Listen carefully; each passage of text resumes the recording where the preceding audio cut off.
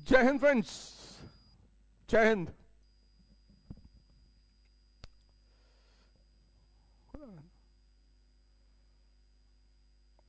जय हिंद फ्रेंड्स।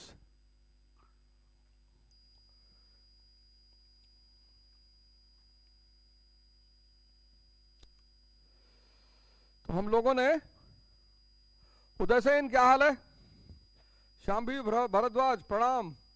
ध्रुव गर्ग, क्या क्वेश्चन है भाई तुम्हारा? कल वाले टॉपिक का चैप्टर नंबर कौन सा है एनसीईआरटी में? आर एस शर्मा में प्लीज। अरे यार ध्रुव यार, इतना पूछोगे तो कैसे काम चलेगा यार। चलो दोस्त बता देता हूं, कोई बात नहीं। एंशिएंट वाली एनसीईआरटी है, प्राचीन आर एस शर्मा वाली। चलो पानीपत पानीपत पानीपत। विश्वास यादव, क्या हाल है? निशांत रंजन, प्रणाम प्रणाम प्रणाम है, प्रणाम।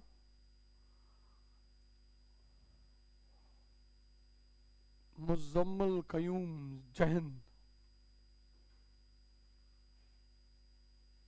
हाँ Hrithik Wadnekar, modern history course best as you said, once it is over your picture is clear. हुआ ना?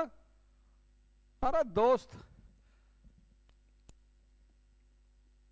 बेईमानी अगर ईमानदारी से की जाए तो वो बहुत शानदार बेईमानी मानी जाती है, और यही जीवन का आधारभूत सिद्धांत।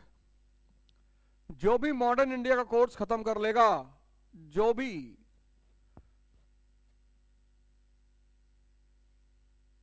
हाँ वसीम आते हैं, लखनऊ आते हैं, जो भी मॉडर्न इंडिया का कोर्स खत्म कर लेगा, ये पूरी हिस्ट्री उसके लिए तैयारी खेल हो जाएगी, खेल। और जितने लोग 7.5 घंटा बैठकर क्लास में पढ़ना चाहते हैं वो सब इलाहाबाद चले आए, श्री यथार्थ में एडमिशन ले लें। अभी जो है डिस्काउंट चल रहा है। पूरे साल भर की पढ़ाई आपको यहां कराई जाएगी, जिसमें 7.5 घंटा डेली, 7:30 डेली। इस 7.5 घंटे में क्या होगा? इसमें आपकी जीएस की क्लास होगी, इसमें आपकी न्यूज़पेपर की क्लास होगी, क्लास ही होगी, आपको यहीं पढ़कर जाना है। और तीसरा इसमें क्या होगा? रिवीजन भी क्लास में ही करवाया जाएगा। आप टेंशन मत लीजिए बैठने का, 7.5 घंटा हम बैठाएंगे आपको। और अभी डिस्काउंट चल रहा, इसकी फीस है 1,20,000, 1,20,000 इसकी फीस है। कुछ भी नहीं है, कुछ भी नहीं है। 1,20,000 इसकी फीस है, कुछ भी नहीं है। अरे यार 2 लाख रुपया तो दिल्ली सिर्फ जीएस पढ़ाने का ले रही है। दिल्ली सिर्फ 2 लाख रुपया ले रही है जीएस पढ़ाने का।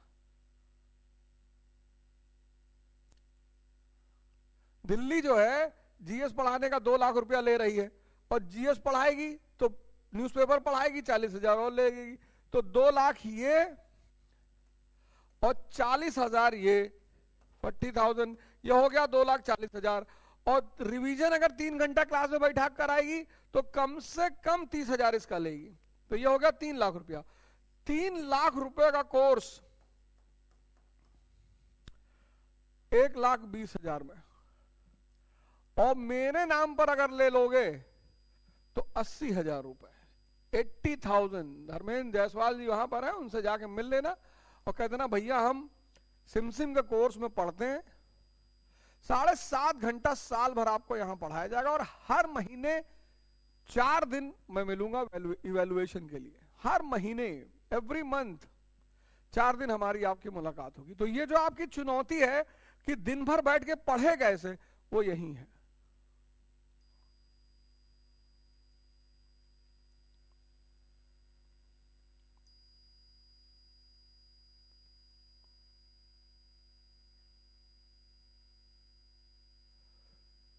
ठीक है, तो ये कोर्स था, ये मैंने कहा बता दूं। भारत में जितने भी माँ बाप परेशान हैं, मैं उन सब माँ बाप से कहना चाहता हूं, पेरेंट्स, की आप आए इलाहाबाद। आप क्यों अपना पैसा फूक रहे हैं?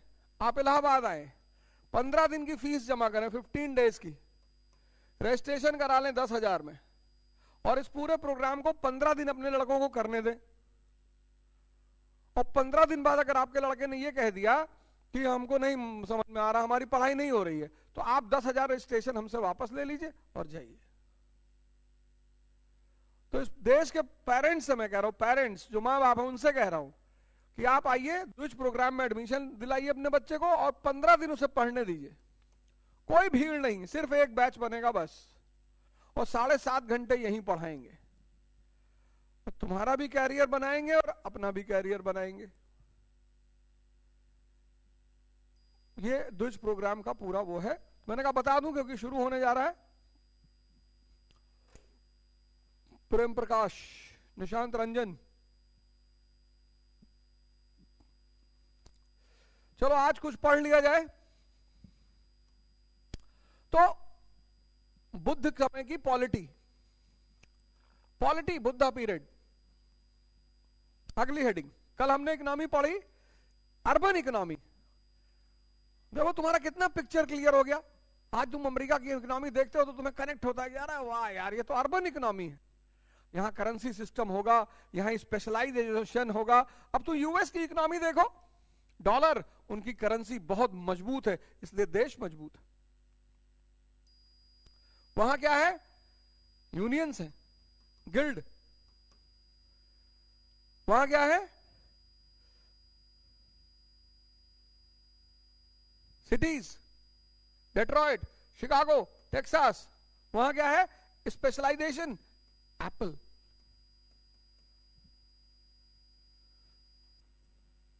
और आज अमेरिका दुनिया की एक ताकतवर इकोनॉमी में से। चाइना ने इसी पैटर्न पे इसको पीछा करना शुरू किया। चाइना ने इसी पैटर्न पर, उसकी करेंसी, उसके शहर, शेंजेन, शंघाई, अर्बन इकोनॉमी।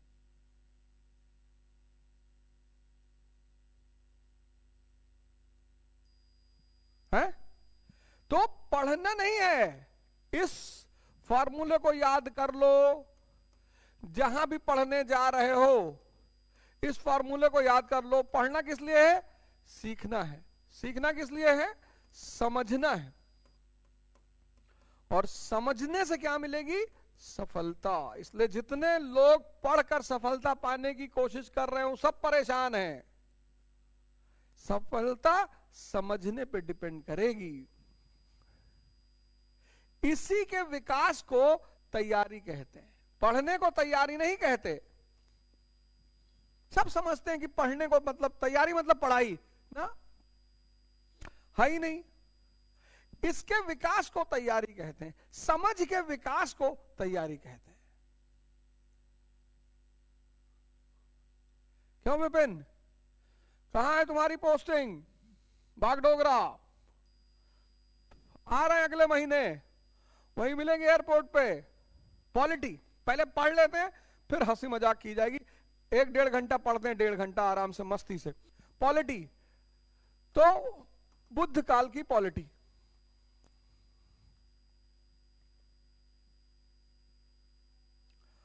अब बुद्ध काल में क्या पैदा हो गया, महाजनपद।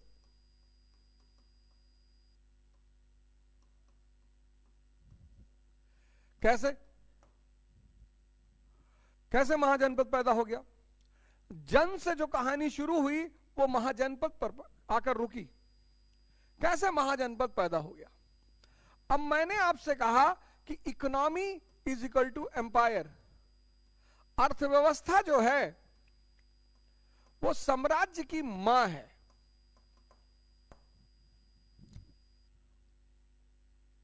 तो जैसे जैसे अर्थव्यवस्था मजबूत होगी वैसे वैसे राज्य मजबूत होगा।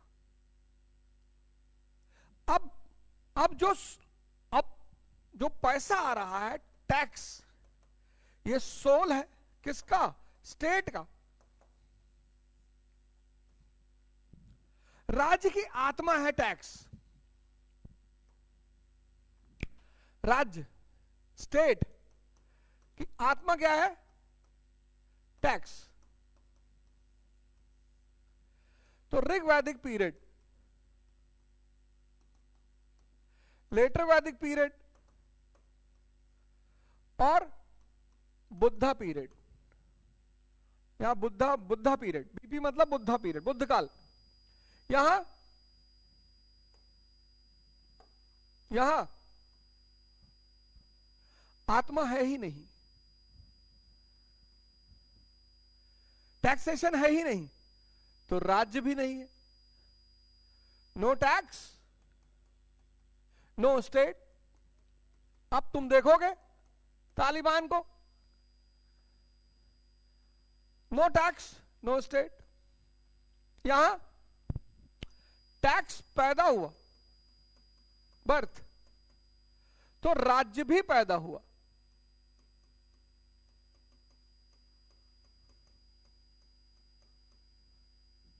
यहां टैक्स बढ़ गया, किसकी वजह से? किसकी वजह से बढ़ा? द्वितीय नगरीकरण की वजह से, सेकंड अर्बनाइजेशन की वजह से। यहां टैक्स क्यों नहीं है? सबसिस्टेंस इकोनॉमी, भरण पोषण अर्थव्यवस्था।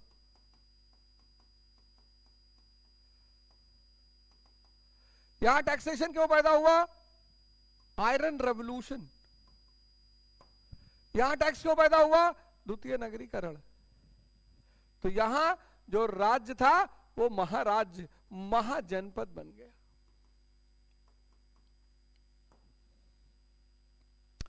आयरन रेवोल्यूशन, आयरन, लौह क्रांति, आयरन रेवोल्यूशन 1000 बीसी, इसने क्या पैदा किया? एग्रीकल्चरल इकोनॉमी को। और क्या पैदा किया? ट्रेड एंड कॉमर्स को। तो इससे क्या हुआ? जन बना, यहां पे जनपद। और ये आयरन रेवोल्यूशन का आगे जो विकास हुआ वो था सेकंड अर्बनाइजेशन, द्वितीय नगरीकरण। झमाझम पैसा आ रहा है, agriculture, internal trade, external trade, तो यहां बन गया महाजनपद।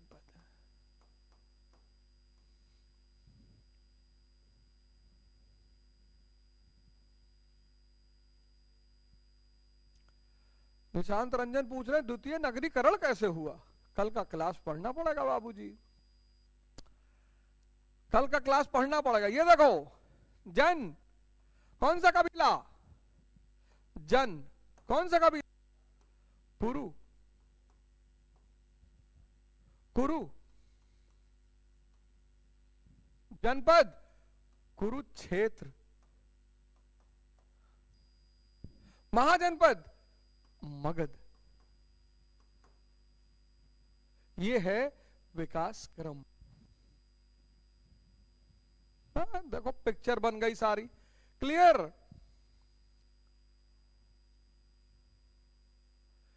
जन, कुरु, कबीला, किसका परिणाम? भरण पोषण अर्थव्यवस्था का।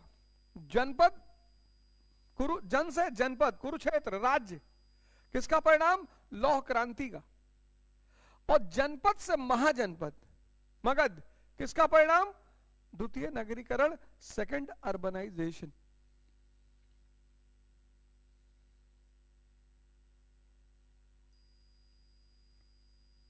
डायग्राम बन गया? डायग्राम बना के पढ़ो यार, मस्ती से पढ़ो, नाच नाच के, कूद कूद के, गा गा के। अगर हमसे तुम पढ़ाई में मस्ती नहीं सीख पाए तो हमसे मिलना ही बेकार हो गया। और जिस दिन मस्ती में पढ़ाई करोगे, अंडर 10 रैंक,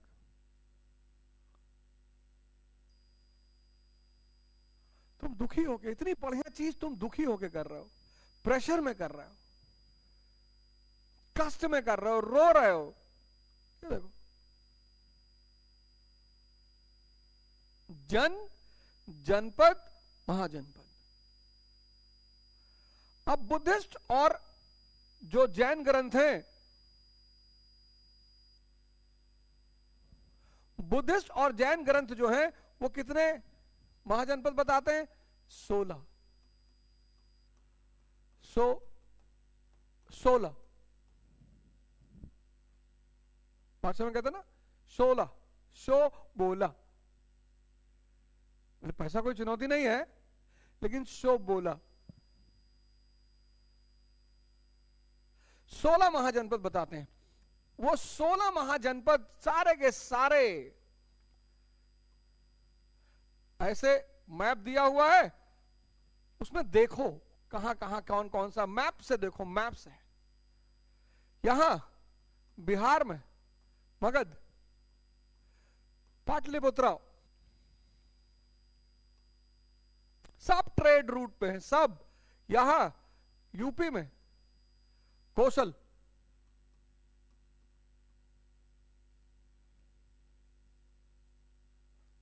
यहां महाराष्ट्र में अश्मक,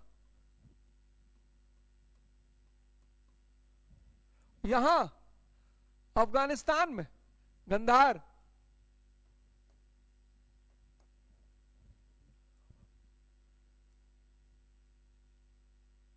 सब ट्रेड रूट पे है सब, सब सब के सारे। यहां अश्मक से पहले यहां अवंती, एमपी में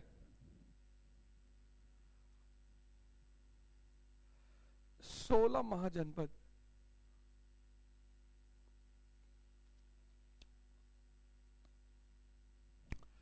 सोलह महाजनपदों का उदय हुआ, 16 बिग स्टेट्स, और सारे के सारे स्टेट्स किस पे थे? ट्रेड रूट्स पे।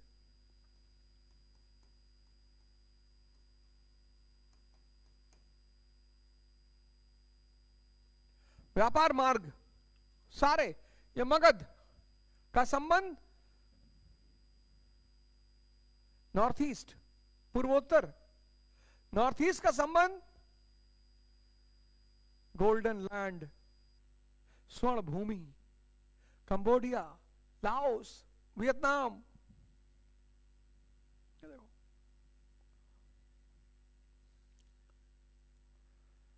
16 महाजनपद। अब इन 16 महाजनपदों में इन सारे महाजनपदों के राजा निकालना बहुत इंपॉर्टेंट। जितने इंपॉर्टेंट नाम लिखे मैंने, सबका राजाओं का नाम, और इन 16 में जो सबसे महत्वपूर्ण था वो था मगध।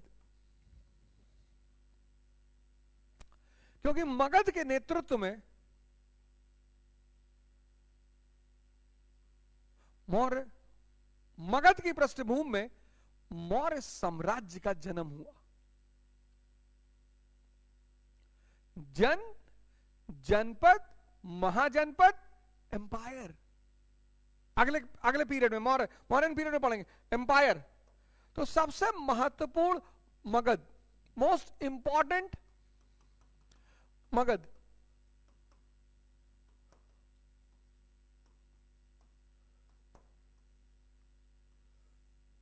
सबसे महत्वपूर्ण मगध। अब सवाल उठा, क्यों महत्वपूर्ण सबसे ज्यादा मगध? आखिर मगध ही साम्राज्य क्यों बना? पहला reason, capitals on strategic locations.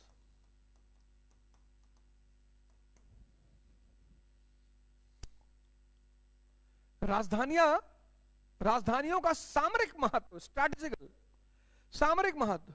कौन कौन सी? राजगीर, इसको बोलते थे गिरिव्रज। गिरिव्रज मतलब पहाड़ों से घिरा हुआ, उसको भेदना आसान नहीं था। और दूसरा पाटलिपुत्र, इसको बोलते थे जलदुर्ग।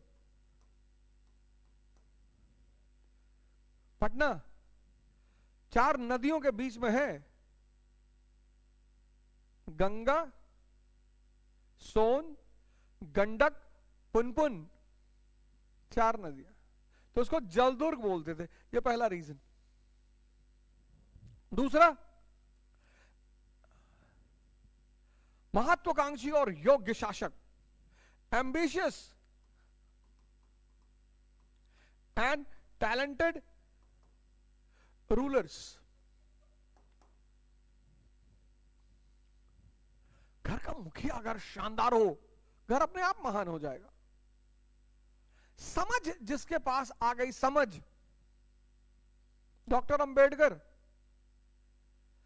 अछूत घर में पैदा हुए और भगवान बन गए। आज की डेट में भगवान है। डॉक्टर अंबेडकर अछूत घर में पैदा हुए और भगवान बन गए। उनको एक बात समझ में आ गई कि जिन लोगों ने किताब को गले लगाया और ज्ञान पाया, ज्ञान वर्चस्व का कारण, इतना पढ़े इतना पढ़े इतना पढ़े कि कोई आदमी उनके सामने बोलने की स्थिति में ही नहीं रह गया, भगवान हो गए। नहीं तो वो भी पढ़ते सीमित और फिर कहीं नौकरी कर लेते, कौन जानता उनको।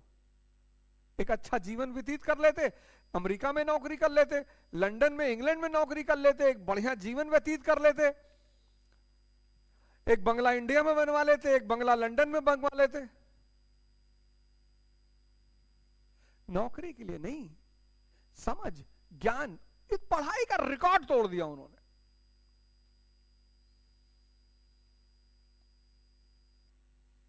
और जिस आदमी को लोग क्लास में नहीं बैठने दे रहे थे, उस आदमी को लोगों ने हाथ जोड़कर कॉन्स्टिट्यूएंट असेंबली में बैठाया, उसकी ड्राफ्टिंग कमेटी का चेयरमैन बनाया। क्या बात है, समझ।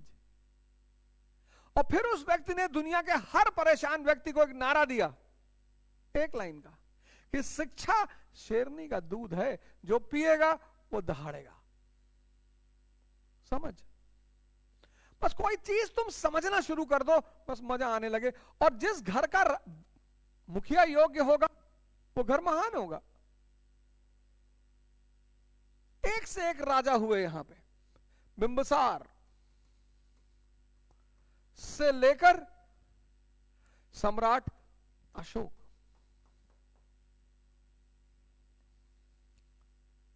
इंग्लिश में हम उसे अशोका लिखते हैं। योग महत्वाकांक्षी और योग्य शासक, दूसरा point.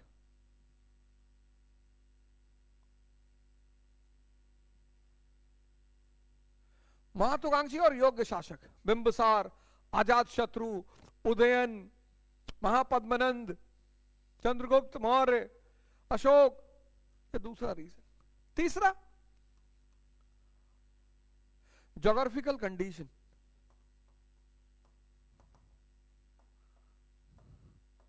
Geographical condition, fertile planes और आयरन रिजर्वॉयर।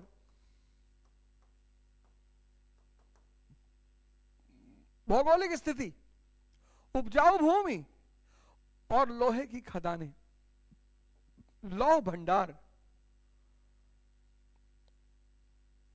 लौह क्रांति ने ही ये सारी कहानी शुरू की थी।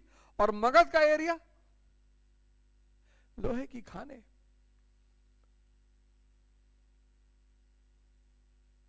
ये तीसरा रीजन, भौगोलिक स्थिति, उपजाऊ भूमि और लोहे का भंडार। चौथा,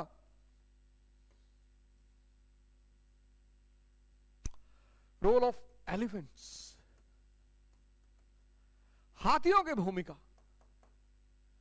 आज जिनके पास न्यूक्लियर वेपन है वो महाशक्ति है। ऐसे उस काल में जिसके पास हाथियों की सेना होती थी वो महाशक्ति होते थे। जब चंद्रगुप्त मौर्य ने सेल्यूकस निकेटर को हराया, जब चंद्रगुप्त मौर्य ने सेल्यूकस निकेटर को हराया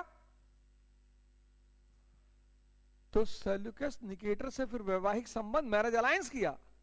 और जब मैरिज अलायंस किया तो सेल्यूकस निकेटर को 500 हाथी दिए तोहफे में। और जब सेल्यूकस निकेटर 500 हाथी लेकर मध्य एशिया पहुंचा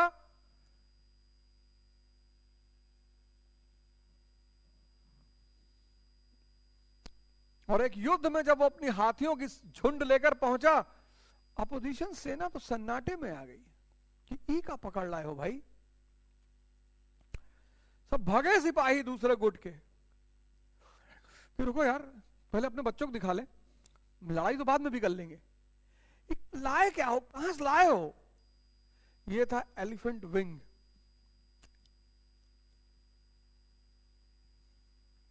बिहार से सटा हुआ है झारखंड। पहले तो खैर झारखंड अलग ही था, बिहार, बंगाल, बंगाल में बंगाल के फॉरेस्ट, असम के फॉरेस्ट,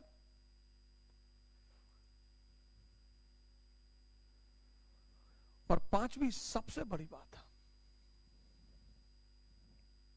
सबसे बड़ी, कोई भी स्टेट में जो सबसे इंपॉर्टेंट चीज होती है वो वहां की ह्यूमन रिसोर्स होती है। तो यहां की ह्यूमन रिसोर्स अनऑर्थोडॉक्स पॉपुलेशन।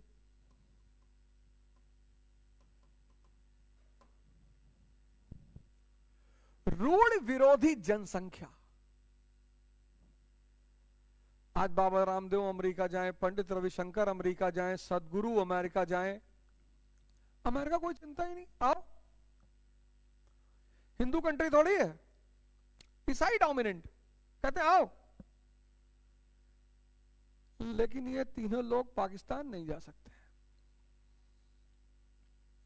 ये तीनों लोग अफगानिस्तान तो खैर जा ही नहीं सकते। रूढ़ विरोधी, रूढ़ अनऑर्थोडॉक्स पॉपुलेशन। कोई भी राष्ट्र का निर्माण वहां की जनता करती है, और जनता अगर मन से स्ट्रांग और खुली हुई है तो राष्ट्र का विकास सुनिश्चित होगा। आज से 30 साल पहले जब लिबरलाइजेशन हुआ इस देश में, एलपीजी,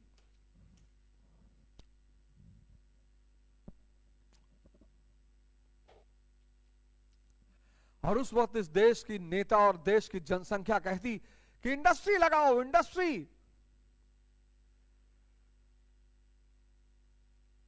हिंदू मुसलमान सब जब अडवाणी जी रथ यात्रा लेकर निकल रहे थे और जनता का मन भापने की कोशिश कर रहे थे, और कोई इनके पीछे नहीं आता, कोई नहीं आता, ना हिंदू ना मुसलमान, कोई आता ही नहीं। मुसलमान भी कहता कि जाओ यार, जाओ भैया, हम अपने घर में अपने छत पे नमाज कर लेंगे, 4 रकात नमाज पढ़नी हम पढ़ लेंगे, हम घर ही में पढ़ लेंगे, जाओ। तो क्या ये लोग उसको कंटिन्यू कर पाते? नहीं कर पाते। पर जब इन्होंने जनता का मन पढ़ा तो देखा कि जनता तो बहुत उत्सुक है यार मंदिर मस्जिद में, और राजनेता को चाहिए क्या? वोट। तो जब राजनेता को वोट चाहिए तो वो जनता के मनोभाव को पढ़ेगा। अगर जनता का मनोभाव मंदिर मस्जिद की तरफ नहीं होता, ये लोग मुद्दा ही बदल देते।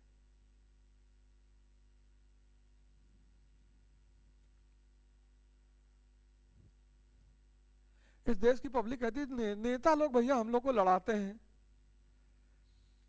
भैया हम लोग को नेता लोग लड़ाते हैं। भैया जब जानते हो गधे, तब काहे लड़ते हो? तुम बच्चे हो। नहीं भैया ये हम लोग को नेता लोग भैया लड़ाते हैं। हाँ लड़ाते, तुम लड़ना चाहते हो, हमको काहे नहीं लड़ा देते? तो किसी भी देश के विकास में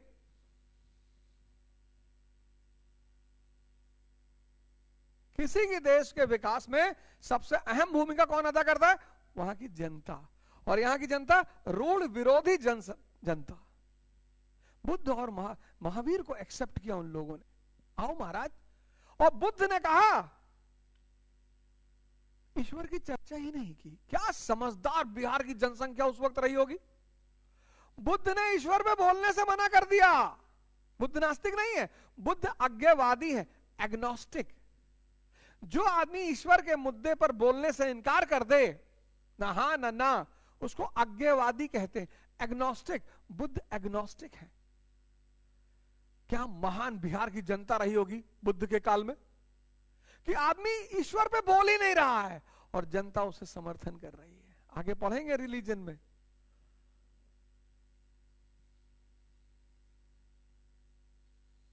इस देश ने बुद्ध को भगा दिया, पर कृष्ण को नहीं भगा पाए, क्योंकि बुद्ध बिना तलवार के खड़े हैं। प्रेम, करुणा, अहिंसा। इस देश ने कहा नहीं, ये प्रेम, करुणा, अहिंसा हमको समझ में नहीं आ रहा, हम तो दीवार पे थूकेंगे, हम पान खाएंगे और लिफ्ट में थूकेंगे, हम बिना हेलमेट के मोटरसाइकिल चलाएंगे, चाहे हमारा सर खरबूजा हो जाए, टूट के बिखर जाए। हम एमएससी पढ़ी लड़की भी अपने घर लाएंगे और उसके बाप से दहेज भी मांगेंगे। बुद्ध इस देश से चले गए क्योंकि उनके हाथ में तलवार नहीं है। करुणा की बात करते हैं, कोई उनके मुंह पे थूक दे, कुछ नहीं बोलते वो। एक आदमी आया, उसने उनके मुंह पे थूक दिया, उन्होंने अपने चद्दर से उसे पोंछ लिया। आनंद तुरंत खड़े हुए उन्होंने बैठाया आनंद को, और बेटा बोले और थूकना है, उसने कहा नहीं महाराज। लेकिन अगर कृष्ण के मुंह पे किसी ने थूका होता है, निकाल के पिस्टल बोल्ड किया, मार 4 गोली, तुम्हारी इतनी हिम्मत है तुम हमारे ऊपर थूकोगे?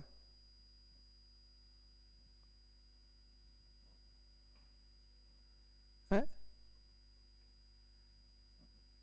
बताओ, इस देश में आदर्श भगवान है श्री कृष्ण। कि सुदामा की तरह रहोगे तो आंसू से तुम्हारा पैर धोएंगे, और शिशुपाल बनने की कोशिश करोगे तो 4 दागेंगे तुम्हारे खोपड़ी में।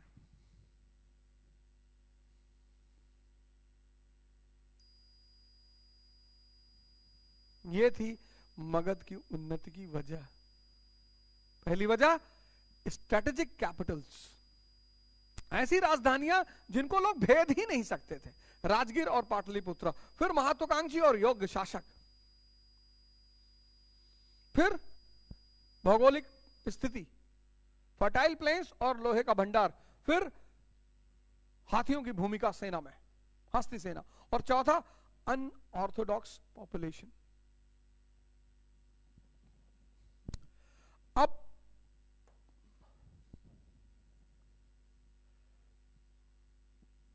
जब महाजनपद बन गया तो मानी सी बात है, अब प्रशासनिक संरचना का भी विकास होगा।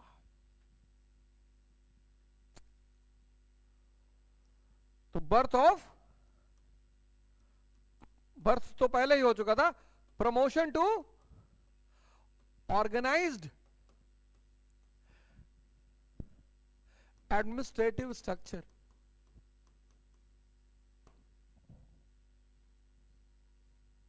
संगठित प्रशासनिक संरचना को प्रोत्साहन।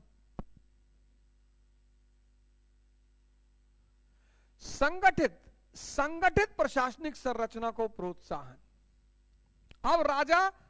अब देखो राजा की दशा। किंग क्या हो गया? Despot,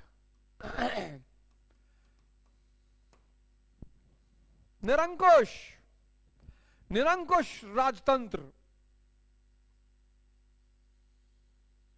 despotic king. क्यों राजा डेस्पॉट क्यों हो गया? स्टैंडिंग आर्मी का जन्म हो गया।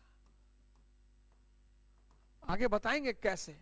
Standing army, birth of standing army. तुम देखो, जो अलेक्जेंडर के इतिहासकार हैं, वो नंदों की आर्मी और मौर्यों की आर्मी के बात करते हैं। जस्टिन कहता है कि 6 लाख की सेना लेकर चंद्रगुप्त मौर्य ने पूरे भारतीय उपमहाद्वीप पर कब्जा कर लिया। जस्टिन, प्लूटार्क, ये सब स्टैंडिंग आर्मी की चर्चा करते हैं। तो पहला चेंज जो आया, राजा बन गया निरंकुश राजतंत्र, डेस्पोटिक मोनार्की। दूसरा डेवलपमेंट,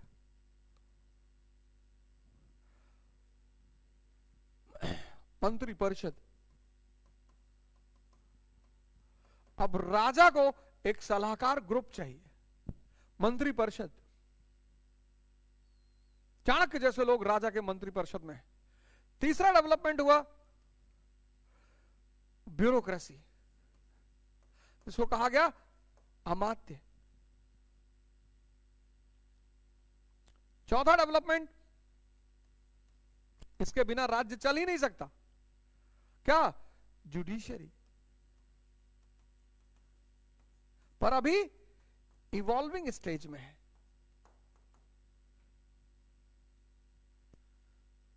जो सूत्रा लिटरेचर है, इसी में सारा कानून लिखा हुआ था। बौधायन सूत्र, अपस्तांब सूत्र। जुडिशरी, स्टेट की स्पाइन है, स्टेट की आत्मा है टैक्स, स्टेट की स्पाइन है आर्मी, और स्टेट का हार्ट है जुडिशरी। इन तीनों के बिना राज्य हो ही नहीं सकता। तो जुडिशरी पैदा हो गई, लेकिन इवॉल्विंग स्टेज में। पांचवा, स्ट्रॉन्ग टैक्सेशन सिस्टम। आगे पढ़ेंगे मौर्यन पीरियड में। स्ट्रॉन्ग टैक्सेशन सिस्टम, अब एग्रीकल्चर से भी टैक्स आ रहा है और ट्रेड एंड कॉमर्स से भी टैक्स आ रहा है। कस्टम हाउसेस, टैक्स तो भरमार आ रहा है। और छठवा डेवलपमेंट, स्टैंडिंग आर्मी, स्थायी सेना। क्यों? Necessity and potential. अब जरूरत भी है, अब क्षमता भी है। लेकिन ये प्रशासनिक संरचना पूरी तरह से विकसित हुई मौर्य पीरियड में। वहां और बड़े पैमाने पर डिस्कस करेंगे। तो ये था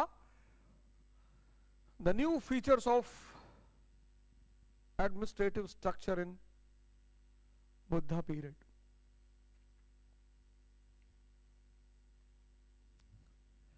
क्लियर? अभिषेक, निशांत रंजन, हिदायत, अंबर सोनी, पुरु और कुरु में डिफरेंस है। जो शुक्ला और तिवारी में डिफरेंस है, वही पुरु और कुरु में है। जो चंदेल और परमार में है, कुल अलग अलग है ना, फैमिली अलग अलग है।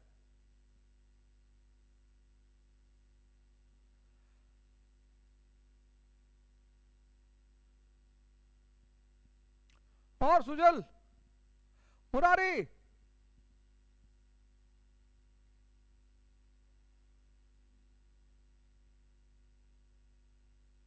गुरुजी फोर्थ लॉ देखा तो ये बैच लिया मजा लेने के लिए। अरे यार, मजा के साथ ज्ञान भी तो मिल रहा है, सिर्फ मजा ही क्यों ले रहे हो, ज्ञान भी ले लो।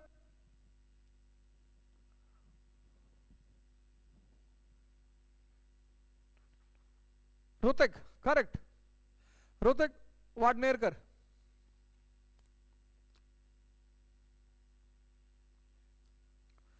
खुशी, अभी वो प्रोग्राम लॉन्च करने जा रहा हूं, लर्न और अर्न। सर आपका नंबर दे दो, लिख लो 987686562646 सर मॉडर्न का कोर्स कैसे मिलेगा? अरे इसी ऐप से मिलेगा, और कहां से मिलेगा?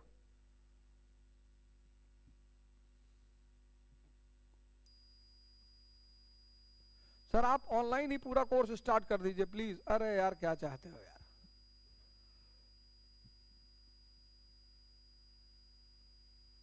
क्या बात है अभिषेक कपूर, शानदार।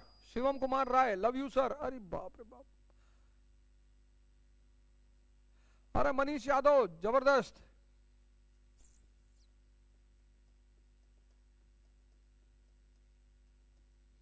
अब क्या करना है? अब फिर वही डायग्राम बना लो, फ्लो चार्ट। 1 2 3, ऋग्वैदिक पीरियड, ऋग्वैदिक काल, लेटर वैदिक पीरियड, लेटर वैदिक काल, फिर बुद्धा पीरियड। बुद्ध काल,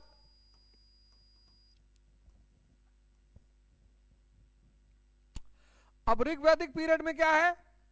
जन, यानी ट्राइब। पहला feature king,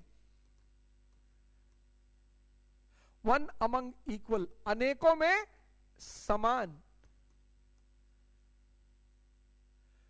no privilege no power. दूसरा ट्राइबल असेंबलीज, सभा समिति विदतगण। तीसरा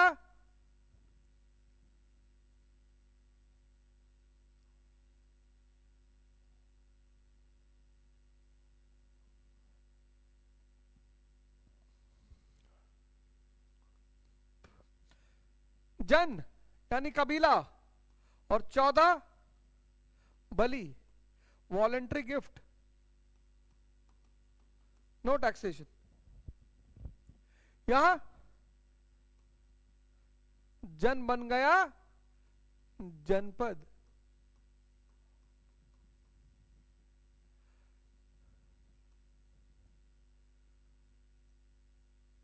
किंग की पावर बढ़ गई, increase in the power of king. कैसे? कैसे? Royal sacrifices. कौन सी रॉयल सैक्रिफाइस? अश्वमेघ, वाजपेयी, राजस्व। तीसरा परिषद और रत्निंस, ब्यूरोक्रेसी पैदा होगी। और 14 birth of taxation system.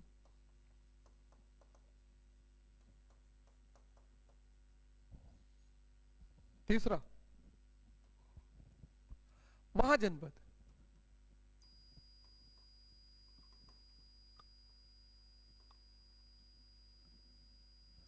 King बन गया डेस्पॉट। फिर क्या पैदा हो गई? मंत्री परिषद,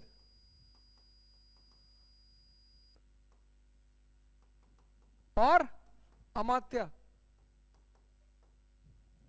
फिर जुडिशरी, स्टैंडिंग आर्मी, और स्ट्रॉन्ग टैक्सेशन सिस्टम। बस एक पेज में 3 चैप्टर की पॉलिटी आ गई। ऐसे ही पढ़ना है।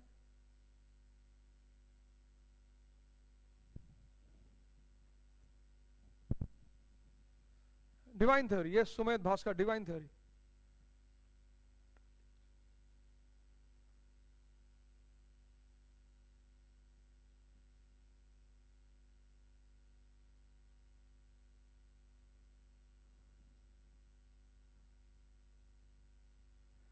Polity clear?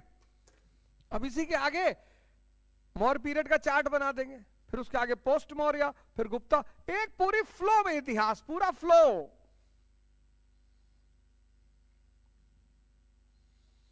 कुछ रटना ही नहीं है।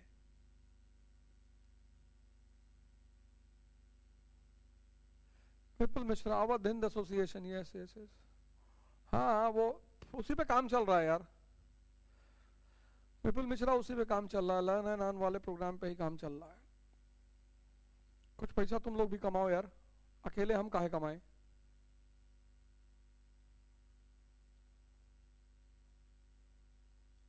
मनीष यादव एकदम नाम रखेंगे, सारा पैसा हम ही क्यों कमाएं, तुम लोग भी कमाओ। तो अवध हिंद एसोसिएशन बना रहे हैं और उसमें प्रोग्राम चलाएंगे लर्न एंड अर्न। ये डायग्राम बना लिए ना?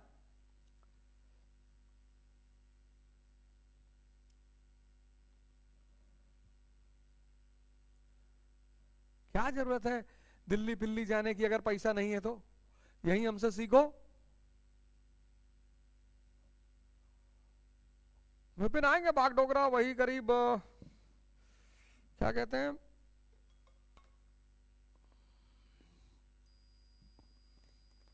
15 मार्च के आसपास आएंगे। किशनगंज वहां जाना है, किशनगंज। तो किशनगंज से मुझे लगता है बागडोगरा से किशनगंज नजदीक है, बिहार में है।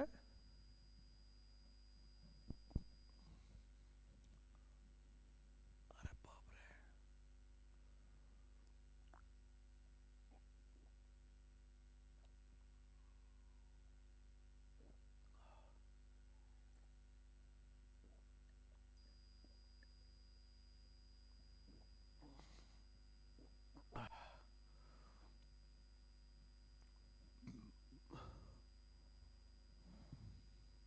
चैप्टर बता देते हैं। एनसीईआरटी है, एंशिएंट वाली एनसीईआरटी, वो वहां जो मैटर रखा है। अच्छा अच्छा यार, एनसीईआरटी आज लाए नहीं यार।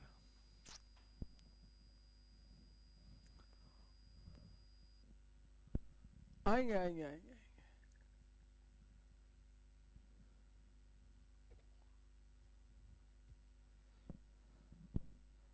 चलो उस पर डलवा देंगे, क्या बोलते हैं तुम्हारे?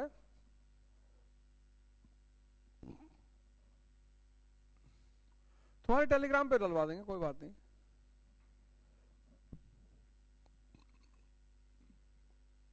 देखो, वैदिक पीरियड के बाद और मौर्य पीरियड से पहले जितने चैप्टर हैं सब पढ़ डालो। वैदिक पीरियड के बाद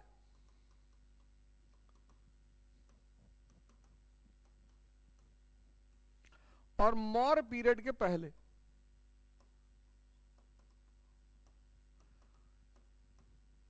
एक चैप्टर छोड़ देना, बुद्धिज्म और जैनिज्म, वो मैं पढ़ाऊंगा। जब मैं कल्चर पढ़ाऊंगा तब मैं उसको पढ़ाऊंगा बहुत एलोबोरेटेड। तो उस चैप्टर को छोड़ देना, बस ये वाला चैप्टर छोड़ देना, बुद्धिज्म एंड जैनिज्म। उसमें तुम थोड़ा सा उलझ भी जाओगे, तो इसको छोड़ देना। बाकी जितने भी चैप्टर हैं वैदिक पीरियड के बाद और मौर्य पीरियड के पहले, इसको छोड़ के सब पढ़ लो। ये छोड़ दो, बुद्धिज्म एंड जैनिज्म, ध्रुव।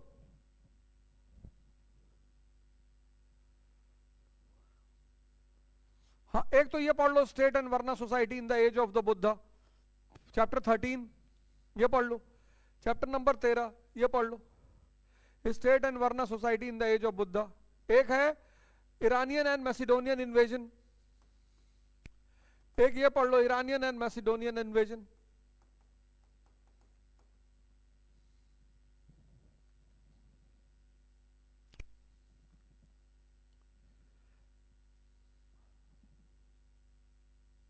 है ना?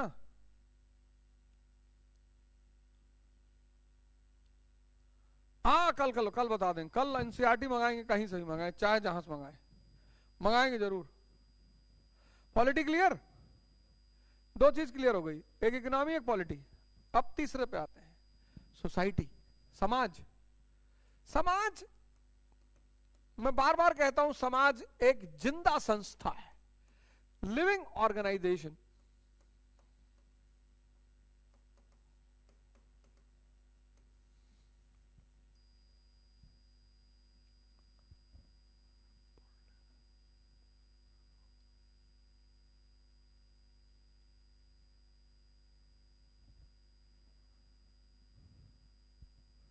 हाँ, एक चैप्टर ये भी है, territorial states and the first Magadhan empire, निवेश, बिल्कुल।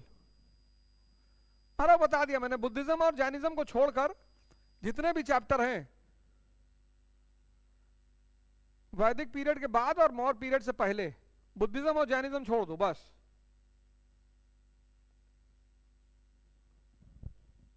सब पढ़ डालो। Society is a living organisation,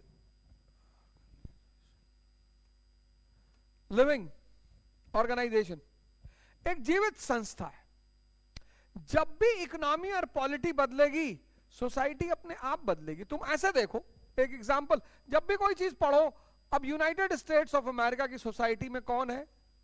यहां कैपिटलिस्ट है, यहां मिडिल क्लास है,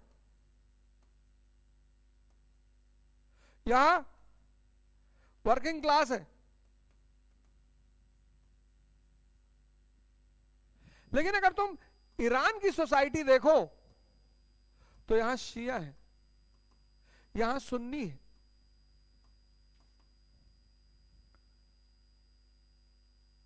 यहां कॉप्टिक क्रिश्चियंस हैं।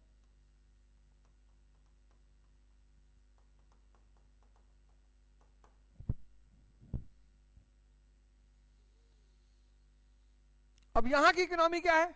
इंडस्ट्रियलाइज्ड। तो अर्थव्यवस्था ने अपना समाज पैदा कर रखा है। यहां की ऑयल बेस्ड।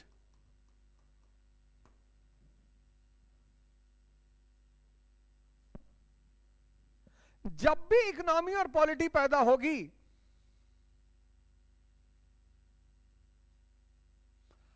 आशीष श्रीवास्तव, जब भी इकोनॉमी और पॉलिटी चेंज होगी, ये देखो इंडिया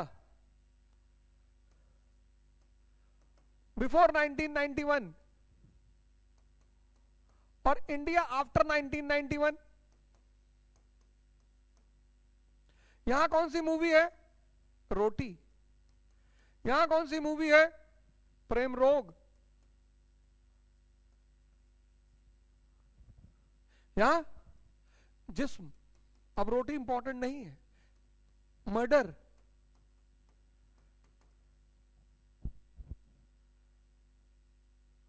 यहां गाना क्या है? फूल तुम्हें भेजा है, खत में फूल नहीं मेरा दिल है। इतनी गरीबी है कि फूल से ज्यादा आदमी कुछ खरीद ही नहीं सकता। यहां गाना क्या है? कुड़ी कहती है मैनू जगुआर लेंदो। स्विफ्ट नहीं, पोलो नहीं, सेंट्रो नहीं, जगुआर।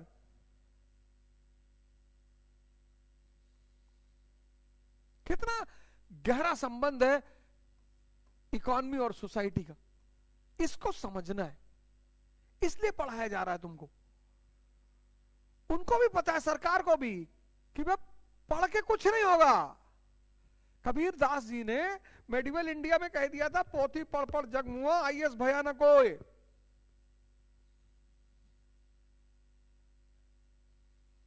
पढ़ने से क्या होता है? पढ़ने से अगर समझ का विकास नहीं हुआ तो वो पढ़ाई बेकार चली गई। इसलिए पढ़ाई का सबसे महत्वपूर्ण रोल है कि जीवन में समझदारी पैदा हो। इसलिए मैं बार बार कहता हूं, E is equal to E. Education is to enlightenment, not for employment. शिक्षा का काम है दिमाग को जिंदा करना। अब अर्बन इकोनॉमी, अब अर्बन इकोनॉमी हो गई तो समाज बदलेगा। तो पहला चीज क्या होगा?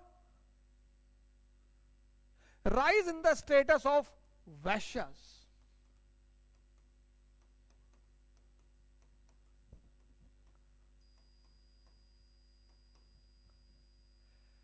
वैश्य, ब्राह्मण, क्षत्रिय, वैश्य, शूद्र, वर्ण सिस्टम में 4 है और वैश्य का स्थान क्या है? तीसरा। लेकिन अब उसका स्थान सर्वोपरि हो गया, उच्चतम। क्यों? Money economy. Money economy.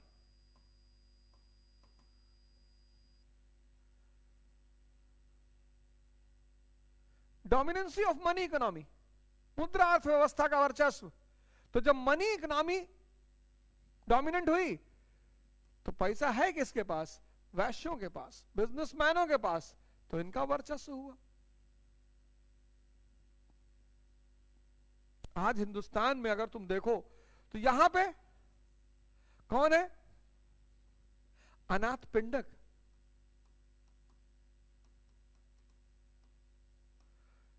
ये बुद्ध काल का अंबानी, मुकेश अंबानी।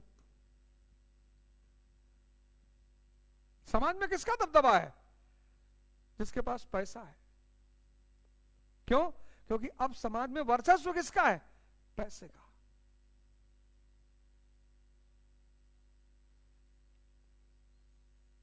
इसी ने बुद्ध को जेतवन गिफ्ट किया था। कभी शरावस्ती जाओगे, यूपी में एक जगह पड़ती शरावस्ती, तो कभी शरावस्ती जाओगे तो तुम्हें वहां पे वो दिखाई पड़ा, Sahet महेट।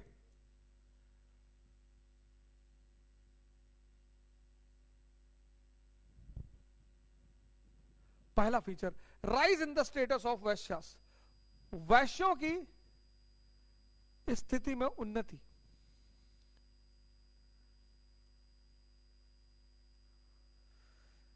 Improvement in the status of women,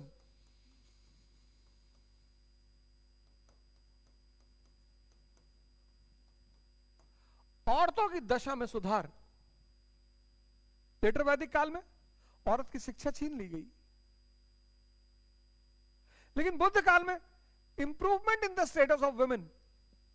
क्यों भैया, ऐसा क्या हो गया? वीविंग किसकी मोनोपोली है? वुमेन की। वीविंग मोनोपोली है वुमेन की, वीविंग।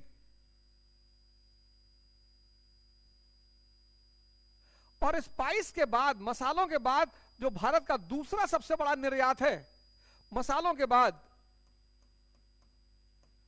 मसालों के बाद जो भारत का दूसरा सबसे बड़ा निर्यात है, निर्यात मतलब एक्सपोर्ट, सबसे बड़ा निर्यात है एक्सपोर्ट, वो है टेक्सटाइल। वीविंग किसकी मोनोपोली है? वुमेन की। और मसालों के बाद दूसरा भारत का सबसे बड़ा निर्यात है टेक्सटाइल। यानी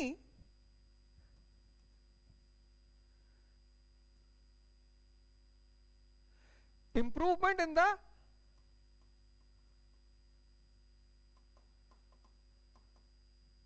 इकोनॉमिक स्टेटस ऑफ वुमेन, औरतों की आर्थिक स्थिति में सुधार। तो जब आर्थिक स्थिति में सुधार हुआ तो improvement in the social status of women.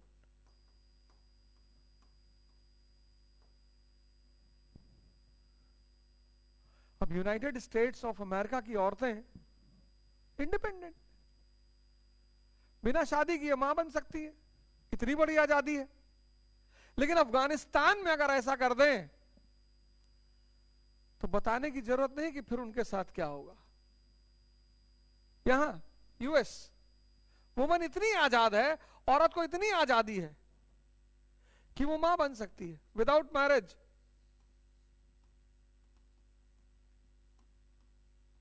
हमारे यहां एक एक्ट्रेस है, बड़ी प्यारी सी एक्ट्रेस है, बहुत अच्छी एक्टिंग करती है, बड़ी अच्छी महिला भी है, बहुत आउटस्पोकन भी है, नीना गुप्ता जी।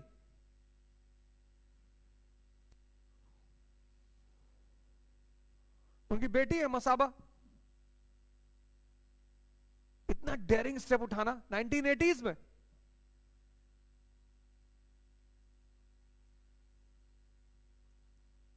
लेकिन अफगानिस्तान में, अफगानिस्तान में तो डिब्बे में बंद है।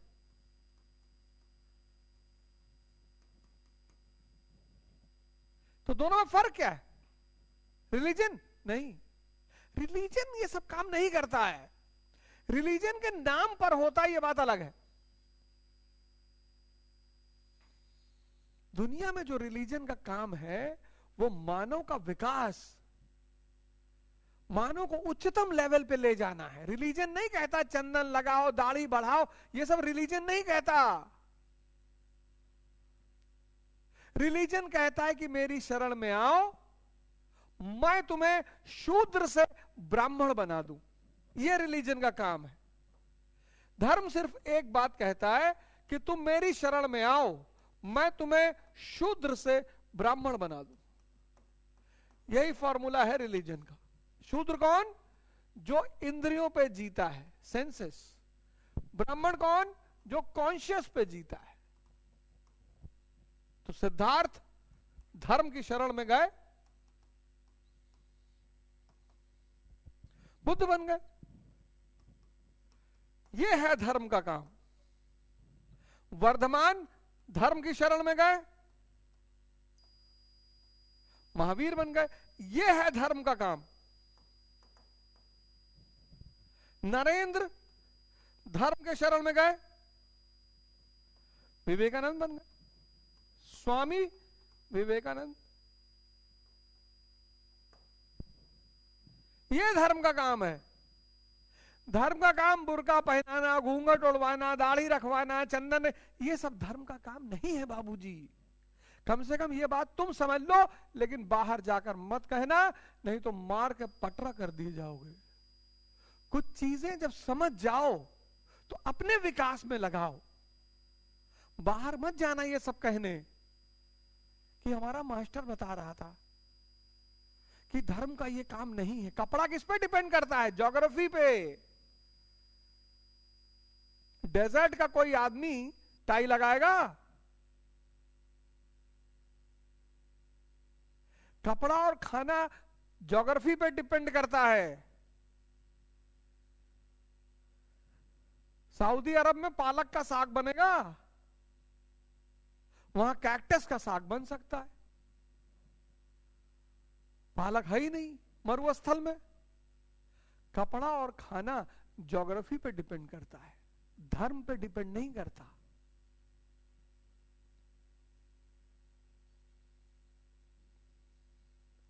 धर्म का ये सब काम नहीं है।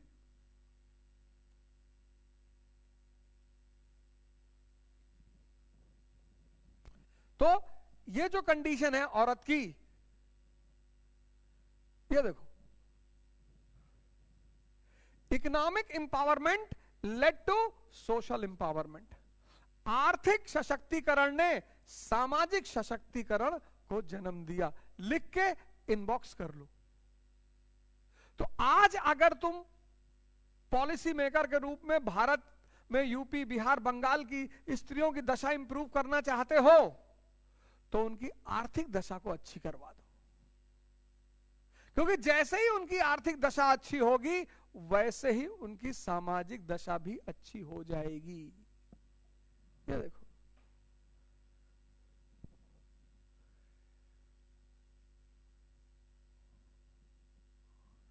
देखे, इसलिए पढ़ना है।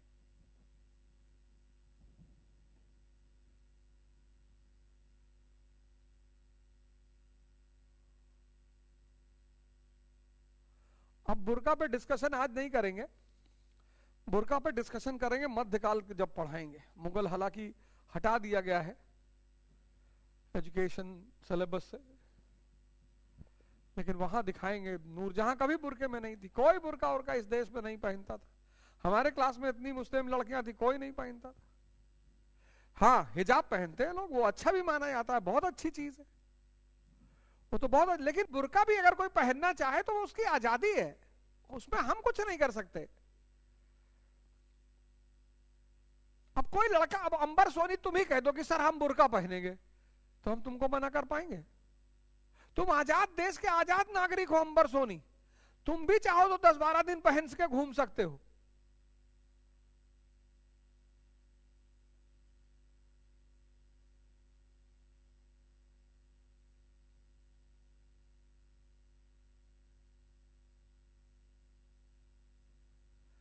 समझे? तो दूसरा फीचर यह था, improvement in the status of women. तीसरा feature, improvement in the status of Shudras.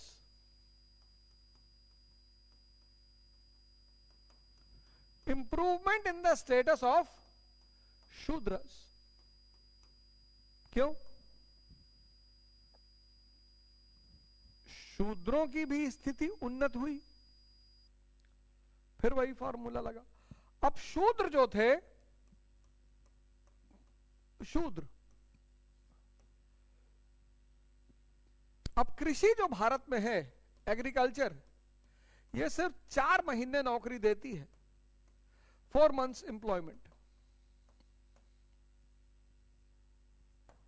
तो भारत का जो किसान था, वो एक समय तो किसान है, मजदूर,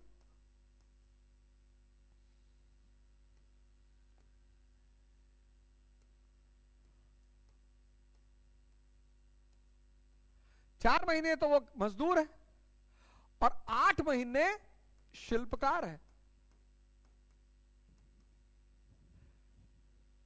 4 महीने वो एग्रीकल्चरल वर्कर है और 8 महीने वो क्राफ्टमैन है।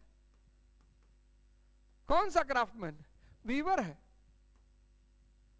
पॉटर है, लेदर वर्कर है,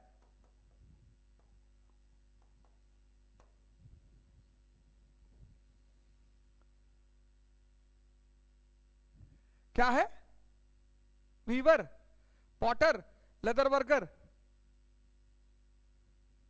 अब जब 6th सेंचुरी बीसी में, इसी के नीचे ऐसा और आप बताते जाना, जब अर्बनाइजेशन हुआ 6th सेंचुरी बीसी,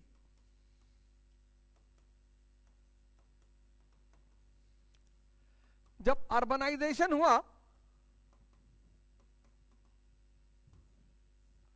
और इंटरनल और एक्सटर्नल ट्रेड को बढ़ावा मिला,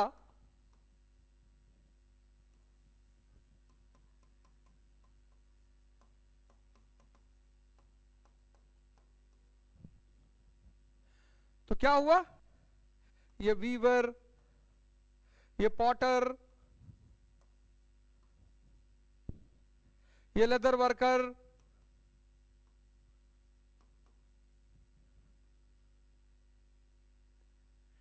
enhancement in the economic status, इनकी आर्थिक स्थिति उन्नत हुई।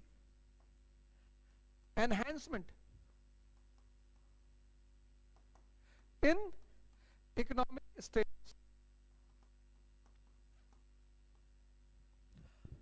आर्थिक स्थिति उन्नत हुई। तो जब आर्थिक स्थिति उन्नत हुई तो enhancement in social status.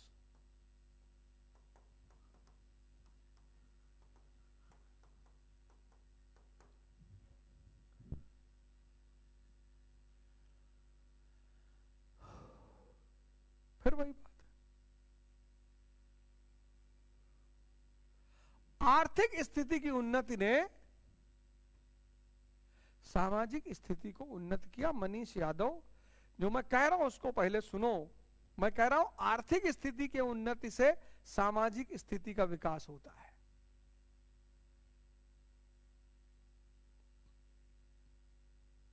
Enhancement in the economic status led to enhancement in social status.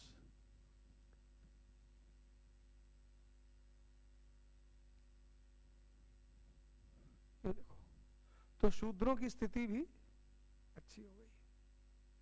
फिर चौथा डेवलपमेंट सोसाइटी में, birth of slavery system.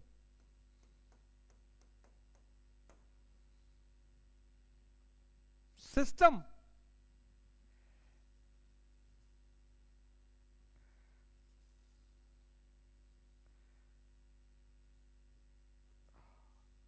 Birth of slavery system. वैदिक पीरियड में स्लेव है, स्लेवरी सिस्टम नहीं है। बुद्धा पीरियड में स्लेवरी सिस्टम पैदा हो गई।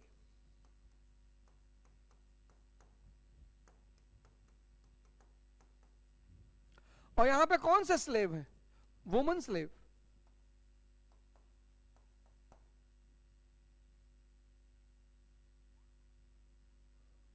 वैदिक पीरियड स्लेव है, लेकिन स्लेवरी सिस्टम नहीं है। जब भी किसी चीज को समाज में कानूनी मान्यता मिल जाती है, वो सिस्टम बन जाता है। Whenever a thing gets legal acceptance in the society, it becomes a system. Live in relationship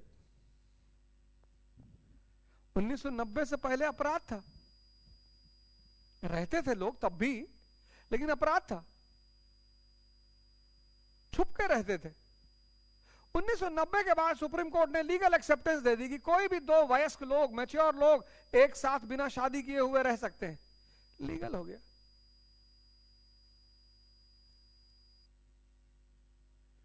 whenever a thing gets legal acceptance, it becomes a system. तो यहां पे स्लेवरी को लीगल एक्सेप्टेंस मिल गया बुद्धा पीरियड में. क्यों? वाई? यही question यहां पे लिख लो कि why slavery got legal acceptance in Buddha period. खुश रहो कौस्तुभ, क्या हाल है? Shubham Thakur, sir Punjab farmer protest के बारे में आपके क्या विचार हैं? मैं संसद में होता तो विचार देता, संसद से बाहर क्या विचार दूं? सरकार के पक्ष में बोल दूंगा तो राज्यसभा मिलेगी नहीं, और विपक्ष में बोल दूंगा तो ईडी मेरे पीछे पड़ जाएगी.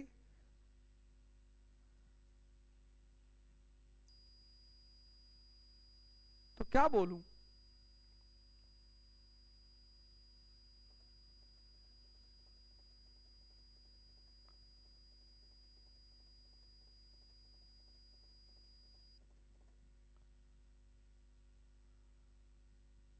तो क्या बोलूं?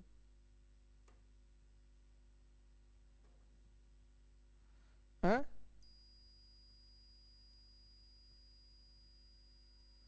खुश रहो, राज करो, प्रधानमंत्री बन जाओ.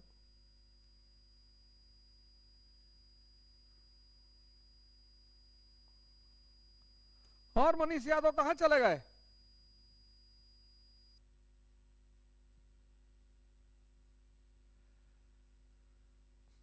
मोहे आई ना जग से लाज, मैं इतना जोर से नाची आज कि घुंघरू टूट गए.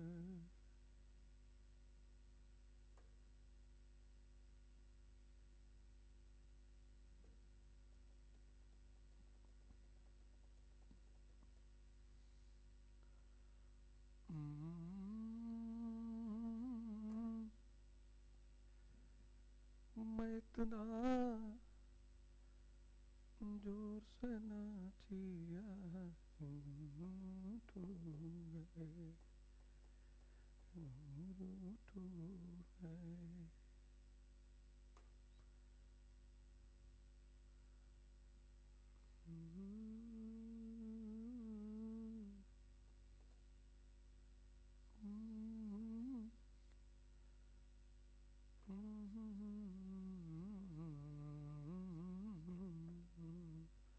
बोरों में पैसा लेकर आऊंगा गुरुजी. क्या बात है, इंशाअल्लाह.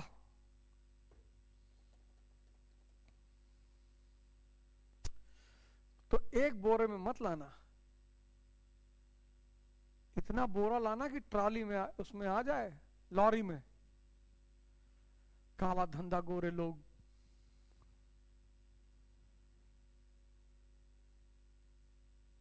क्वेश्चन ये है कि reason for the birth of slavery system in Buddha period. Anshu,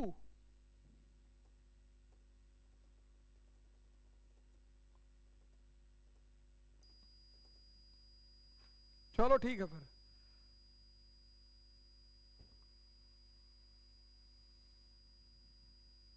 कल डिस्कस करेंगे स्लेवरी पर. Thank you.